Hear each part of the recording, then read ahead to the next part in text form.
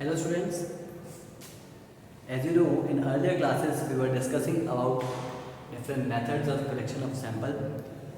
In that sequence we studied about random sampling and non-random sampling methods of collection of sample. In the earlier class we discussed about what is random sampling. In today's class we will discuss about some merits and demerits of random sampling. Let's see what are the merits and demerits of random sampling. To revise, I would like to tell you what was random sampling, where chances of selection of each and every item was equal. Any item can be selected out of the total population. That was random sampling.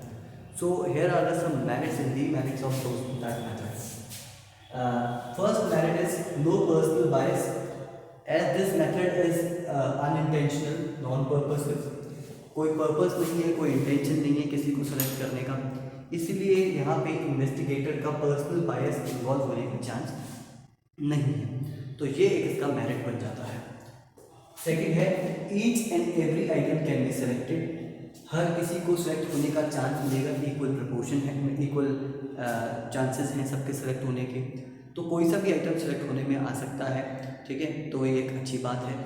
ठीक है, third है आपका ये simple method है। ठीक है, इसमें हमको कुछ ज़्यादा दिमाग नहीं लगाना है, कोई कॉम्प्लेक्सिटी नहीं है, कोई फॉर्मूलाज नहीं है, ज़्यादा सोचना नहीं है। जब किसी को भी सिलेक्ट करना है तो किसी को भी सिलेक्ट कर लीजिए। ठीक है, तो सिंपल मेथड है, ये इसके कुछ फ़ायदे हैं। ठीक है, कुछ नुकसान भी इसके अंदर है, डीमेरिट्स इसके अंदर है।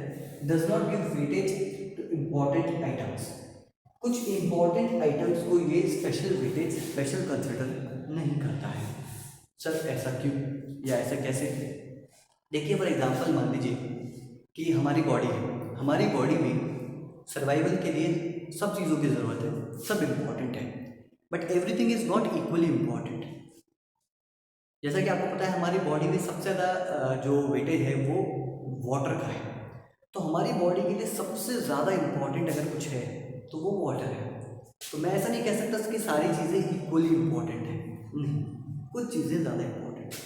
ठीक है, सेम ही किसी भी स्टडी के अंदर होता है कि सारे आइटम्स इम्पॉर्टेंट होते हैं, लेकिन सारे आइटम्स इक्वली इम्पॉर्टेंट हो ऐसा ज़रूरी नहीं है। हो सकता है कुछ आइटम इक्वली इम्पॉर्टेंट, कुछ ज़्यादा इम्पॉर्टेंट हो, कुछ कम इम्पॉर्टेंट हो, तो उनको स्पेशल वेटेज दिया जाना ज़रूरी है या उनका सेलेक्ट किया जाना ज़रूरी है। ठीक है, फॉर एग्जांपल मान लीजिए अगर हम एक टीम सेलेक्ट कर रहे हैं, out of 15 players, 30 players, out of 30 players if we have to make a team of 10 players, 12 players, 15 players, तो हमको रैंडम सैम्पलिंग मेथड ठीक नहीं है। हम किसी को भी पिक कर लें 30 के अंदर, ऐसा ठीक नहीं है। कुछ कुछ प्लेयर्स को स्पेशल इंपॉर्टेंस देनी पड़ेगी, क्योंकि वो अच्छे प्लेयर्स हैं तो उनको हमें सेलेक्ट करना पड़ेगा। मैं सबको सेलेक्ट नहीं कर रहा हूँ, 30-50 प्लेयर में से सबको सेलेक्ट नहीं कर रहा हूँ, 30 में से 50 में से 10-15 को सेलेक्ट कर रहा हूँ, तो सैम्पलिंग तो कर रहा हूँ, लेकिन रैंडम अगर कर लूँगा तो प्रॉब्लम हो जाएगी। तो इसीलिए इम्पोर्टेंस सबको नहीं देता है, दैट इज अ डीमेरिट। ठीक है, और does not guarantee representation of different items. ठीक है, हर आइटम, हर कैटेगरी का एक आइटम आ गया है कि नहीं आ गया है, या हर कैटेगरी के जो रिक्वायर्ड आइटम्स हैं वो आ गए हैं या नहीं आ गए हैं, ये भी हमको एक गारंटी नहीं मिलती है इसके अंदर। सर मतलब मान लीजिए मेरे को पूरी क्लास में से कुछ स्टूडेंट सेलेक्ट करने हैं अलग अलग कैटेगरीज में, 10 डिफरेंट कैटेगरीज हैं, जस्ट लाइक कि डांस में कौन सा बच्चा अच्छा है, म्यूज़िक में कौन सा बच्चा अच्छा है, आर्ट में कौन सा बच्चा बेस्ट है, इंग्लिश में, अकाउंटेंसी में, इकोनॉमिक्स में, ऐसे अलग अलग कैटेगरीज के अंदर कौन बेस्ट स्टूडेंट्स है वो मेरे को सिलेक्ट करने हैं। अब हर कैटेगरी में से एक बच्चा सिलेक्ट हो गया है कि नहीं हो गया है, ये मेरे को इंश्योर करना है।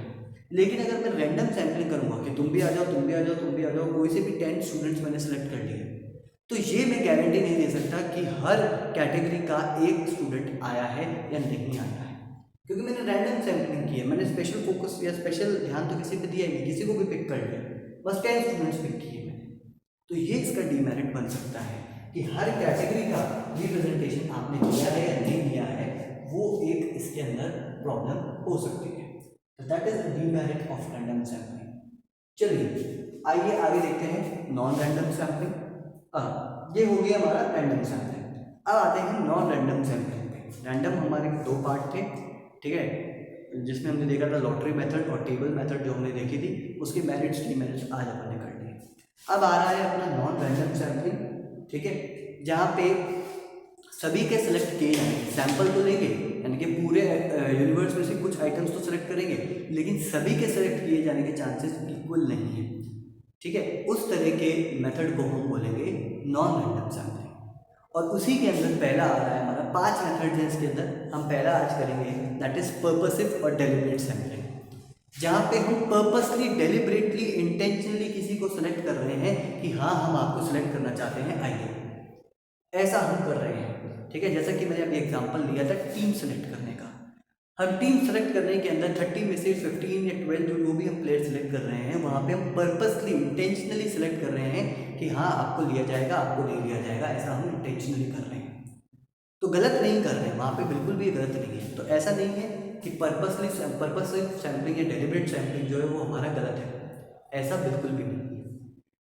केस क्या है, केस टू केस हमें देखना पड़ेगा, केस क्या है वो हमें देखना पड़ेगा। जैसे टीम बनाने के अंदर पर्पसिव सैम्पलिंग एक बहुत अच्छा मेथड है, ये हमें करना चाहिए, ठीक है। तो मेरिट्स डीमेरिट्स हमारे क्या है, ठीक है। तो पर्पसिव सैम्पलिंग क्या होता हुआ कि जहाँ पे investigator himself making a choice, where the investigator is himself making a choice of selecting items, यहाँ पे इन्वेस्टिगेटर खुद सेलेक्ट कर रहा है इंटेंशनली किनको सेलेक्ट किया जाना चाहिए किनको नहीं, तो उस तरह के मेथड को हम पर्पसिव या डेलिब्रेट सैम्पलिंग कहेंगे। चलिए कुछ मेरिट्स डीमेरिट्स क्या है। मेरिट्स क्या है, allows to select special items, ठीक है। जो स्पेशल आइटम्स है उनको सेलेक्ट करने की फ्लेक्सिबिलिटी हमें देता है, मतलब ये बैट्समैन अच्छे इनको सेलेक्ट किया जाना चाहिए तो इनको सेलेक्ट करना है हमें, तो हम उनको कर लेते हैं। बॉलर अच्छे इनको सेलेक्ट करना चाहिए, तो ये पर्पसेस के अंदर है। रैंडम में तो हो सकता है वो सिलेक्ट होता या नहीं होता हमें पता नहीं, इन पर्पसेस के अंदर ये ऑप्शन हमारे पास में है। चलिए सिंपल टेक्निक है, ज़्यादा हमें इसमें कॉम्प्लेक्सिटी नहीं है, मेथड एक सिंपल मेथड है, ये इसका एक मेरिट है।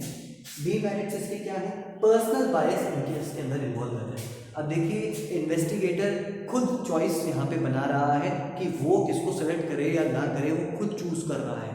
तो हो सकता है वो कोई प्लेयर उसे पसंद हो, चाहे वो अच्छा है या नहीं है, लेकिन क्योंकि उसे वो पसंद है सिलेक्टर को, कोच को, तो उसने उसे सेलेक्ट कर लिया, पर्पसिव सैम्पलिंग हो रही है। तो पर्सनल बायस यहाँ पे इन्वॉल्व होने के चांसेस बहुत ज़्यादा हैं, ठीक है, यहाँ पे हो सकता है। अब देखिए क्योंकि पर्पसिव सैम्पलिंग के अंदर पर्सनल बायस इन्वॉल्व होने के चांसेस हैं, तो देखिए मैंने जो प्लेयर सेलेक्ट किया वो अच्छा परफॉर्म करेगा या नहीं करेगा ये बहुत ज़्यादा डाउटफुल है। क्यों, क्योंकि मैंने उसे अपने पर्सनल बायस की वजह से मैंने पर्पसली सेलेक्ट किया है, क्योंकि वो खिलाड़ी मेरे को पसंद है, वो मेरे को अच्छा लगता है। ऐसा नहीं है कि वो अच्छा परफॉर्म कर रहा है तो मैंने उसे सेलेक्ट किया, क्योंकि मेरे को पसंद है इसलिए मैंने उसे सेलेक्ट कर लिया। तो हो सकता है वो अच्छा खेले, हो सकता है वो अच्छा ना खेले, तो the result becomes doubtful is that team, because of this personal biasness this result becomes doubtful. ये इसका एक डीमेरिट बन जाता है, ठीक है। तो ये हमारा था पर्पसिव सैम्पलिंग, उसके मेरिट्स डीमेरिट्स भी हमने देख लिए। नॉन रैंडम सैम्पलिंग में एक मेथड हम कर चुके हैं, आगे और करेंगे। So that's all for today. We will continue in next class. Thank you.